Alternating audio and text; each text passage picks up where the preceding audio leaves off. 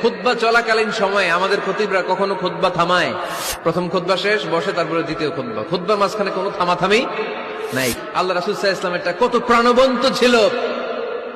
আল্লাহ রাসূল সাল্লাল্লাহু আলাইহি ওয়াসাল্লাম সোসাইটি ওরিয়েন্টেড একজন পার্সোনালিটি ছিলেন, সমাজের মানুষ কেন্দ্রিক, খুব সামাজিক ছিলেন আল্লাহ রাসূল সাল্লাল্লাহু আলাইহি ওয়াসাল্লাম। এজন্য খতিব হবে এরকম প্রাণবন্ত খতিব। সমাজে কি চলে, কি ক্রাইসিস, কি সংকট, ইয়াংরা কোন সমস্যায় ভোগে, আমাদের রাজনৈতিক অঙ্গনে কি সমস্যা, আমাদের অর্থনৈতিক অঙ্গনে কি সমস্যা, আমাদের সামাজিক অঙ্গনে কি সমস্যা, আমাদের পরিবারগুলোর ভেতরে কি ঝামেলা, প্রত্যেকটা কথা মসজিদের মিম্বার থেকে আসার দরকার আছে না নাই? আল্লাহর হাবিব সাল্লাল্লাহু আলাইহি ওয়াসাল্লাম মসজিদে নববীতে জুমার খুতবা দিচ্ছেন।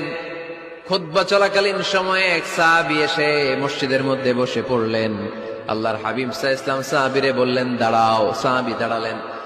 আল্লাহর নবী জিজ্ঞেস করলেন, কেন বসে বললা? 2 রাকাত পড়ছো নাকি? সাহাবী বলে, পড়ি নাই। বিশ্বনবী বললেন, তাহলে তাড়াতাড়ি 2 রাকাত নামাজ পড়ে বসে যাও। সুবহানাল্লাহ পড়ো। 2 রাকাত পড়ো নাই তো পড়ো, দাঁড়াও, তারপরে বসো। দেখেন, খুতবা চলাকালীন সময়ে আমাদের খতিবরা কখনো খুতবা থামায়? কথা বুঝেন নাই? জুমার খুতবা আপনারা শুনেন না? খুতবা চলতেছে, ওই মুহূর্তে ইমাম সাহেবরা কখনো খুতবা থামায়? মাঝখানে কোনো ঝামেলা হইলে